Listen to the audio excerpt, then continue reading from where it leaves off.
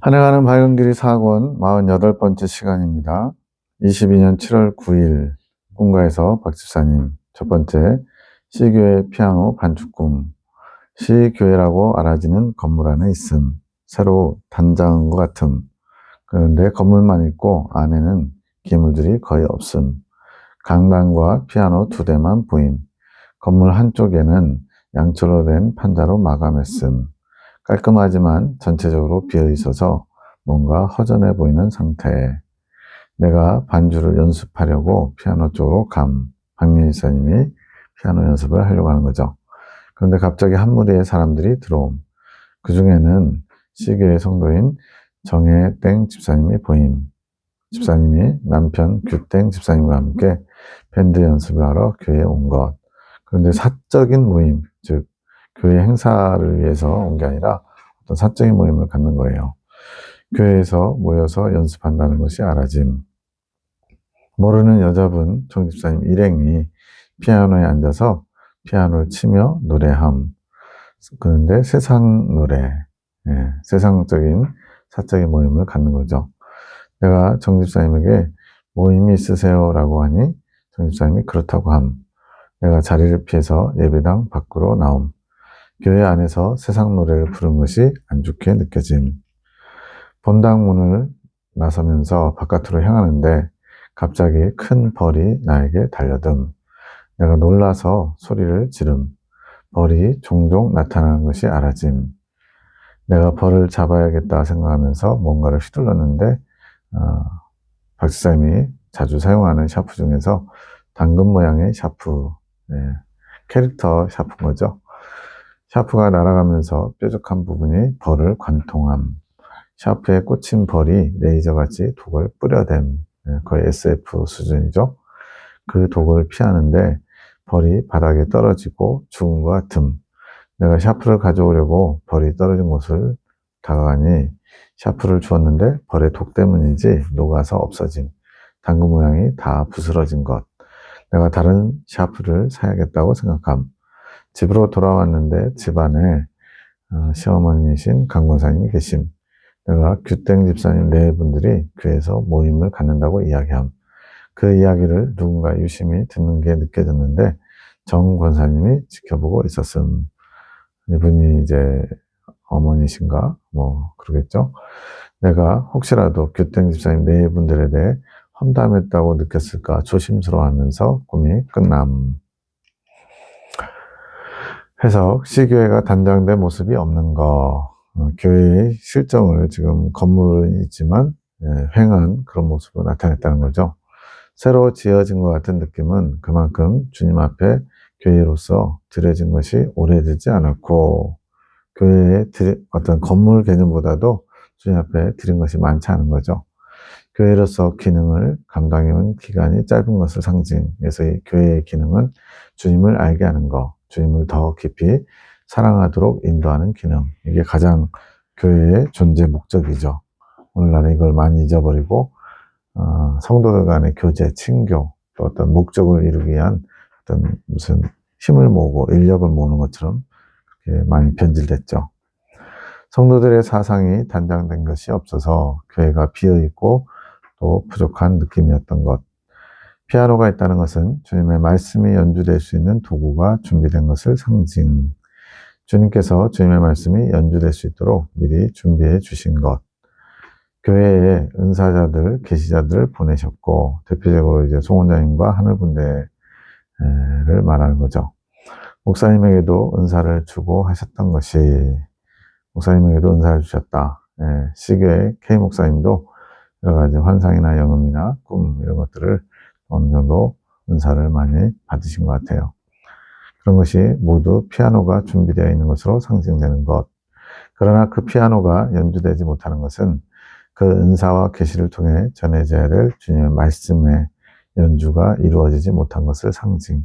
C교회 K 목사님이 이제 송원장님이나 다른 부충 계시자들 통해서 나타내신 주님의 뜻을 받지 않고 거부함으로써 전달이 되지 못한 것을 상징하는 거죠. 세상 사람들이 그 피아노를 치도록 놔두는 것은 교회 안에 집사님들이었지만 세상 노래, 세상 모임을 거기서 가지려고 한 거죠. 이렇게 그것을 방치하는 것은 세상적인 판단으로 주님의 은사와 계시들을 바라보는 것. 세상적인 관점으로 주님의 은사와 계시를 바라보면 비판적이고 거부하는 그런 모습이 되겠죠. 세상적인 판단은 주님 앞에 겸손한 마음 없이 자신의 주관대로 주님께서 이루시는 일들을 판단하는 것. 그래서 신앙의 겸손은 너무나 중요합니다. 주님의 뜻을 온전히 받기 위한 마음 자세죠. 규땡 집사님과 해땡 집사님이 세상 사람들을 교회에 드리는 인물로 상징된 것은 주님을 아는 지혜가 없으면서도 자신은 지혜롭다, 여기 옳다, 여기기 때문에 이거는 현실적으로 그들의 성향이 반영되는 거죠. 그런 자들이 믿음 없는 일들 또 사상들을 주님의 교회 안으로 드리는 거, 그런 통로가 되는 거죠. 이거는 교회를 점점 망치는 그런 계기가 되는 거죠. 주님께서는 그것이 대단히 기쁘지 않고 주님의 진노를 부르는 일이라고 하심. 주님의 몸된 교회, 거룩한 교회를 더럽히는 것이기에 주님께서 노하시는 것. 만약 그런 자들이 자신들이 하는 일에 대해 제대로 인식이 있었다면, 세상적인 것들로 주님의 거룩한 교회를 더럽히고 있다는 인식이 있었다면 주님께서 진노를 드러내셨을 것, 즉 인식하지도 못하고 있는 거죠. 몰라서 저지른 죄라는 거죠. 다만 그들이 모르고 그런 일들을 하기에 노하시지만 진노를 유예하고 계신 것. 아직 주님의 진노가 나타나지 않는 거죠. 그런 맥락에서 주님께서는 해땡 집사님의 헌금위원 봉사를 기뻐하지 않으심. 예배위원인데 주님을 향한 마음이 또 주님 보시기에 자세나 그런 모습이 갖춰지지 않은 거죠. 그래서 헌금위원 봉사를 기뻐하지 않으신대요. 현실에서 실제 헌금위원 봉사를 하는 거죠. 주님에 대한 경외심이 없이 그리고 교회와 예배 안에서 어떤 마음을 가지고 있어야 할지 제대로 알지 못한 상태에서 주님의 거룩한 예배를 진행하는 일꾼으로 있는 것. 헌금위원 헌금바구니 재단에다 갖다 주는 거, 그게 뭐 어렵냐 이렇게 생각하는 일들도 비일비재하죠. 그렇게 그걸 중요하게 여기거나 예배한 일원이다 이렇게 생각하는 마인드가 약할 수도 있어요. 또는 그것을 본인의 어떤 뿌듯함을 위한 그런 도구로 삼는 경우도 있겠죠. 이러한 모든 것이 주님께 합당치 않은 거죠. 그래서 그것을 주님이 기뻐하시지 않음. 그렇게 시교회에서 온전한 예배가 드려지지 못하는 것. 온전한 예배가 드리지 못하는 것이 여러 가지가 있는데 그 중에 한 부분이라는 거죠. 그런 영혼을 주님 앞에 깊이 나올 수 있도록 이끌지 않고 있는 리더, 목사의 책임이죠. 가르치는 권한을 받은 자의 책임도 있음. 시교회 K 목사님의 책임이죠. 그렇기 때문에 주님께서 헌금위원 봉사를 계속하도록 허락하시고 놔두시는 것, 기뻐하시지 않지만 그 잘못된 것을 이끌어가는 리더의 책임이기에 그 리더가 회개하고 바꾸든지 주님의 뜻을 알든지 그런 과정이 필요한 거죠. 바꾸실 수도 있는데 그 자리를 허락하시는 것은 책임에 대한 보응으로 두신다는 의미. 마치 주님이 잘못했을 때 곧바로 심판하시지 않고 그 심판의 때, 심판의 날에 한꺼번에 몰아서 책임을 묻는 것과 비슷한 거죠. 그렇다고 해서 주님은 심판하시는 데 목적이 있는 게 아닙니다. 고칠 수 있는, 돌이킬 수 있는 시간과 마음과 여건을 허락하시는 거죠. 봉사하면서 성장할 수도 있는 게 아닌가 생각하니, 즉 사명을 감당하면서 또 주님의 일을 하면서 변화될 수 있지 않을까 이런 생각하니까 그들 규땡 집사님 내외는 그럴 의지가 없고 형식에 맞춰서 따르려는 의지만 있음. 껍데기 모양만 흉내내는 거죠. 그것이 교만이고 주님을 만홀히 여기는 것, 이런 것을 주님께서 대단히 노하심. 사랑의 사도분들이 바꾸실 수도 있겠다 생각하니 이거는 이제 박 집사님이 개인적으로 생각하는 건데 사랑의 사도분들이 교회 중진들이니까 그렇게 주님께 합당치 않은 일꾼 배정을 바꾸실 수 있지 않나 이런 생각한 거죠. 헌금위원을 바꾸려고 노력하지 말라고 하심. K 목사님이 그것을 알지 못하고 계속 그렇게 하더라도 교회 중진들이 그것을 일부러 바꾸려고 하지 말래요. 그냥 놔두라 하심. 주님께서 노하시는 대로 진노의 잔을 받도록 두어 보응받도록 하심. 이렇게 보면 이제 주님의 자비가 없는 것 같고 주님이 일부러 그렇게 하시는 것 같지만 이거는 주님께서 기다려주시고 참아주시는 거죠. 그 중간에라도 언제든지 바꾸기를 원하시면서. 마치 니느웨 성에 그냥 심판하시면 되는 거잖아요. 주님의 진노를 불렀으니까. 근데 요나 선지자를 보내가지고 심판의 날을 선포하게 하시고 또 그들이 회개하고 돌이키니까 그것을 돌이키시고 결국엔 니느웨가 주님의 심판을 받게 되지만 그렇게 겸비하면 돌이키면 심지어 악한 왕의 대명사인 북이스라엘의 아합 왕조차도 그가 겸비하여서 주님 앞에 겸손한 모습을 보이니까 그에게 내릴 재앙을 그에 대해 내리지 않는 그런 모습도 주님 보여주시거든요. 주님의 예배를 안일하게 운영하는 태도, 목사님에 대한 보응을 받는 것, 목사님이 보응받는 거죠. 벌에 대한 것. 교회 안에 영혼들을 공격하는 벌이 쏘는 듯한 생각들이 있음. 예. 그 꿈 뒷부분에서 이제 벌을 공격해서 죽이는 장면이 있죠. 근데 그것이 벌이 쏘는 듯한 생각들. 예. 벌에게 쏘이면 아프죠. 무지 아프죠. 말벌은 특히나 더 그러고요. 마귀가 상처를 주기 위해 풀어놓은 생각들. 예. 각자 다 상처, 생채기를 내기 위해서 마귀가 생각들을 집어넣었다는 거죠. 마귀의 계기가 담겨 있는 거죠. 그런데 펜을 가진 나, 주님의 말씀을 쓰는데 사용되는 펜, 즉 말씀의 능력을 상징하는 것이고 그런 펜을 가진 내가 그것으로 벌을 죽일 수 있음, 말씀의 능력이죠. 그러나 그 펜은 연구한 게 아닌 오래 계속 쓸 수 있는 게 아니래요. 그래서 망가지게 됨. 마귀와 대항해서 싸울 수 있는 도구, 능력의 도구는 항상 새로워져야 함. 그러니까 어제 먹을 수 있었던 만나가 오늘 양식이 되지는 못한다. 이런 말씀을 하셨거든요. 그러니까 날마다 새롭게 주님이 주시는 말씀을 능력의 도구로 사용할 수 있도록 새로워져야 된다는 거죠. 항상 새로워져야 됨. 마귀에 대항해서 싸울 능력을 새롭게 정비하고 있어야 함을 의미. 펜은 언제든지 망가질 수 있음. 자신의 상태에 따라 능력이 나타나는 게 영향을 받을 수 있다는 의미. 그래서 자신의 상태는 그 펜을 사용할 줄 아는 주님의 도구, 축복의 통로, 이런 역할을 하는 사람이 영적으로 깨어있고 잘 바르게 서 있으면 강력한 능력을 발휘할 것이고 오히려 통로가 조금 오염되거나 잘못되면 주님의 능력이 온전히 발휘될 수도 없다는 거죠. 그래서 늘 정비하는 자세여야 함. 날마다 깨어 근신하는 자세죠. 날마다 주님께 능력을 사오는 거, 자기 포기, 그것으로 능력을 사와서 구비, 갖추는 거. 더 큰 능력을 가지려면 더 큰 자기 부인을 해야 하는 것. 내 생각, 내 감정을 내세우지 않고 온전히 주님께 쓰임받을 수 있는 그런 준비된 모습을 갖춰야 된다는 거죠. 내가 꿈을 해석하는 것은 날마다 나의 펜과 능력의 펜을 취하는 거. 나의 펜, 능력의 펜, 주님이 주신 능력을 잘 사용할 수 있도록 준비되는 거. 그것이 이제 박지사님에게는 꿈을 해석하는 거, 연옥자님에게는 환상과 영험을 해석하는 거, 이제 송원장님에게는 주님이 직접적으로 주시는 메시지를 잘 듣고 전달하는 거, 이런 거죠. 주님의 일에 순종하는 것이 펜을 취하는 거. 정무사님에 대한 거, 이제 막판에 이제 정무사님이 그 얘기를 듣고 있는 내용이 있었죠. 정무사님은 아직 관찰자 시점, 시교의 일들에 대해서 내부자적인 태도가 아닌 내부자적인 태도, 어떤 직접적으로 이렇게 관심을 갖고 뭔가 이렇게 연관돼서 일하려고 하는 태도가 아니라 지켜본다는 개념이죠. 이것을 알리시는 이유는 주님께서 그 영혼이 불쌍함, 그가 마음이 주님의 뜻하심 안으로 들어오면 기도를 시키실 계획, 주님의 마음을 품고 주님의 심정으로 그런 아픈 영혼들, 뭐가 뭔지 모르는 영혼들에서 기도할 수 있도록 그렇게 세우시겠다는 계획이죠. 아직은 때가 아닌 주님의 계획을 알리시기 위해서 미리 언지를 주시는 거. 아직 그를 받을 준비가 안 돼 있지만 미리 알려주시는 거죠.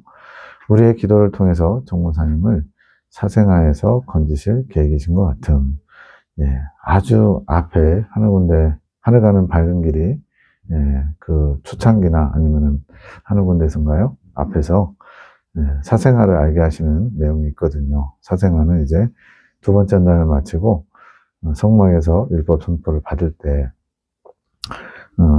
주님께 받은 사명을 거부함으로써 믿음의 아들로 태어나서 더 성장을 이뤄야 되는데 그냥 주님이 주신 사명을 거부함으로써 더 이상 성장하지 못하는 정체되어 있는 상태, 사생아처럼.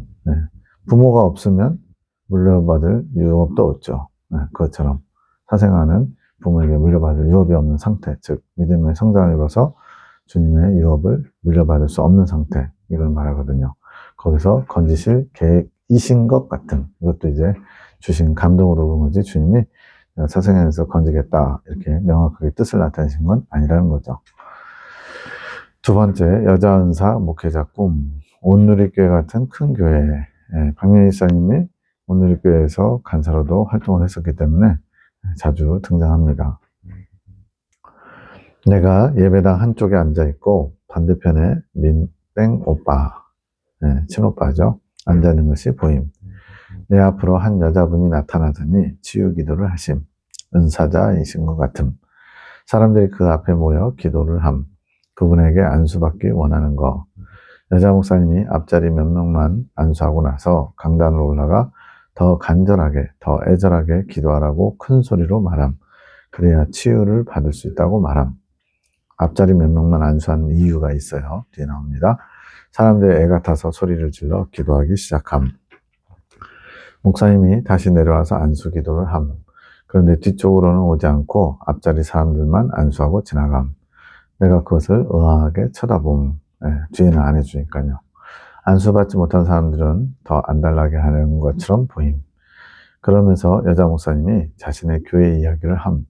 자신의 교회에서 이렇게 집회가 자주 있는데, 치유 집회죠.